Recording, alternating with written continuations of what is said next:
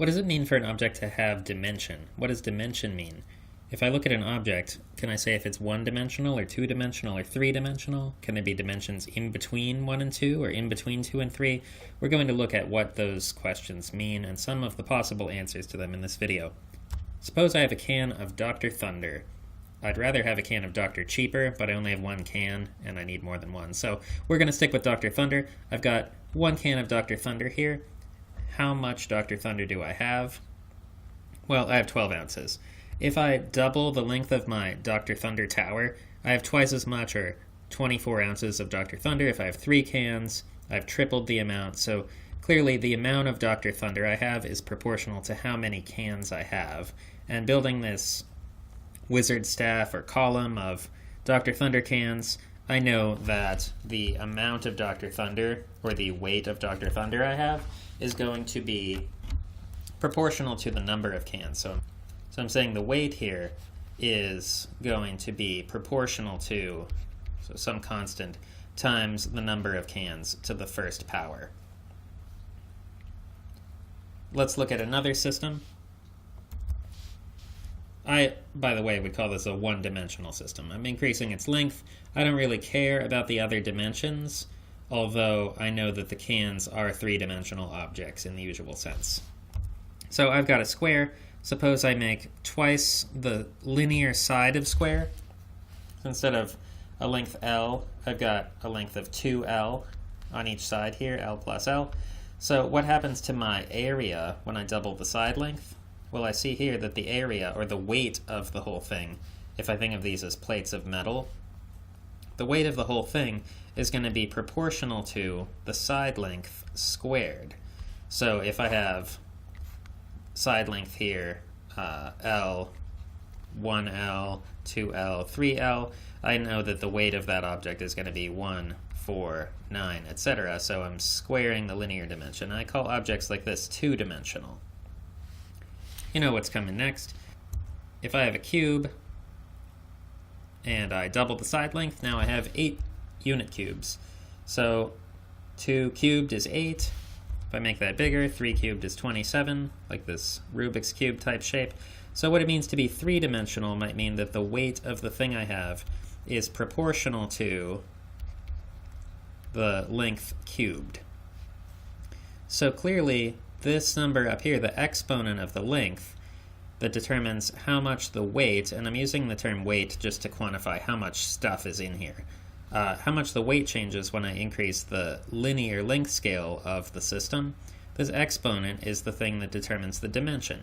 So in general, I might say that if I have a relationship like the weight is proportional to the linear measure of the system raised to the d power for dimension, then I would say that d is the dimension of that system that's described by that relationship. So suppose I want to get at this d here.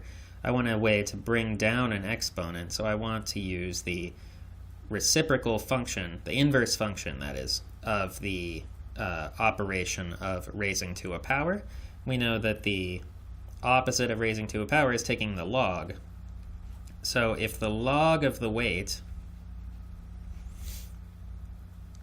is, let's take the log of both sides, that's going to equal the log of k L to the d, which I know I can bring down this exponent and say that's d times the log of whatever constant this might be. That's going to equal the log of the weight. So if I get this dimension by itself, I see that it's the log of the weight number over the log of the linear dimension. And I've got a k in here, but it's just a constant of proportionality. That's the dimension of the system. So let's look at what this means in the context of something like, here I have a triangle. One triangle by itself, this looks like a two-dimensional system pretty clearly, but let's see what happens. And I see is when I double the length, I triple the weight of the system. Let's double it again. When I double the length, I used to have 3 triangles, now I have 9. So when I double the length, I've tripled the amount of stuff in the system. I do it again, I double the length, and I've tripled the amount of stuff in the system. So using that same argument, the dimension of this system is going to be equal to the log of the amount that I increase the weight, the scaling factor of the weight, divided by the scaling factor of the linear dimension. So the log of 3 over the log of 2. That's about 1.58. So this object, the Sierpinski triangle, has a dimension that's in between 1 and 2. If I try to fill up a plane with this, I'm never going to fill the plane because I keep getting all these bigger holes, and it's just really a holy kind of shape. It clearly can lay on a two-dimensional surface, but it won't fill up the whole thing if I make lots of copies and keep iterating this pattern. So that's what it means for this object to have dimension between 1 and 2.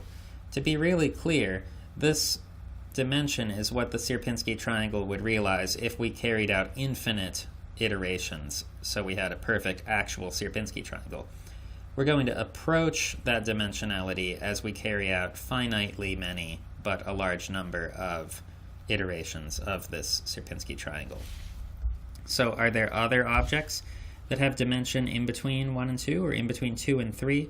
See if you can think of some shapes or objects you've seen that might have dimension that isn't an integer, somewhere between those.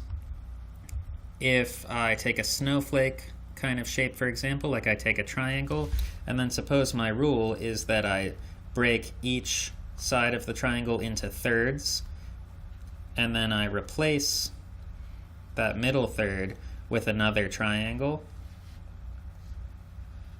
and then I do that again. I replace the middle third of each line segment with another triangle,